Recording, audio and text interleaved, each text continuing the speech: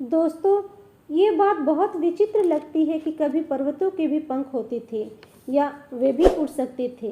इस तरह की इमेजिनेशन हम सिर्फ फिल्मों में ही देख पाते हैं, पर हमारे धार्मिक ग्रंथ में भी कुछ इसी प्रकार के उड़ने वाले पर्वतों का जिक्र है जो किसी भी पक्षी की भांति उड़ सकते थे।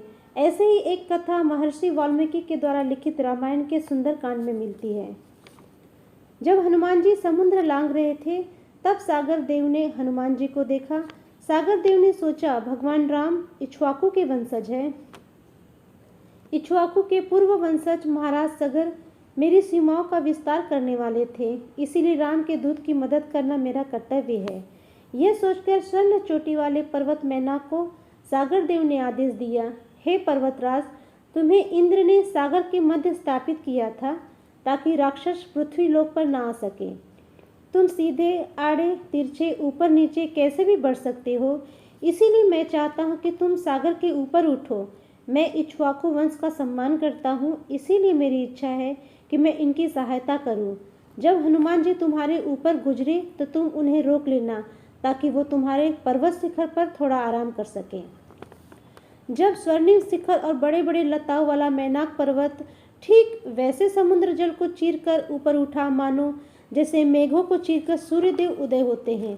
तेजी से ऊपर उठ रहे पर्वत को देखकर हनुमान के मन में आशंका हुई, कहीं ये पर्वत मेरा मार्ग तो रोकना नहीं चाहता।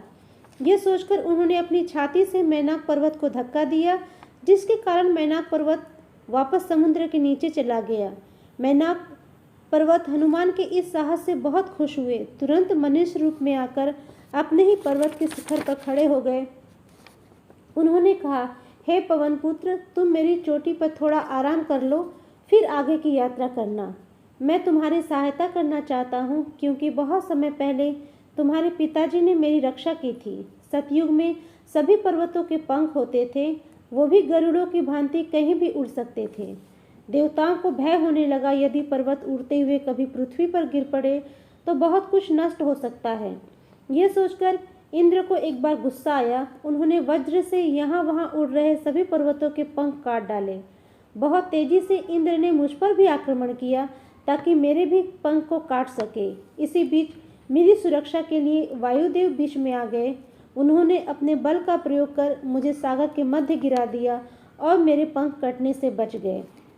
हे हनुमान, तुम्हारा और मेरा यही संबंध है। तुम मेरे पूजनीय पवन देव के पुत्र हो, तुम्हारी सेवा पवन देव की सेवा है। तब हनुमान ने कहा, मैं आपसे बहुत खुश हूँ, पर मैं आराम नहीं कर सकता। इसके 3 कारण हैं। एक तो मुझे जल्दी है, दूसरा समय भी बहुत हो चुका है, और तीसरा मैंने वानरों के सामने प्रतिज्ञा की थी कि मैं कहीं भी आराम नहीं करूँगा। इतना कहकर हनुमान ने मैनाक पर्वत को हाथ से छूकर प्रणाम किया और आगे की यात्रा को निकल पड़े। इसी बीच इंद्रदेव मैनाक पर्वत पर आकर मैनाक से बोले, मैं तुम्हारे काम से बहुत खुश हूँ। मैं वरदान देता हूँ कि तुम्हें अब किसी से भी डरने की ज़रूरत नहीं है।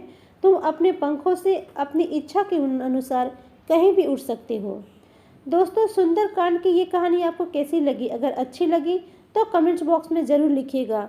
मेरा चैनल नया है तो प्लीज़ मेरे चैनल को सब्सक्राइब करके नोटिफिकेशन बेल को ऑन कर दें, ताकि जब भी मैं नया वीडियो अपलोड करूँ तो तुरंत आपको इसका नोटिफिकेशन मिल जाए। जय श्री राम।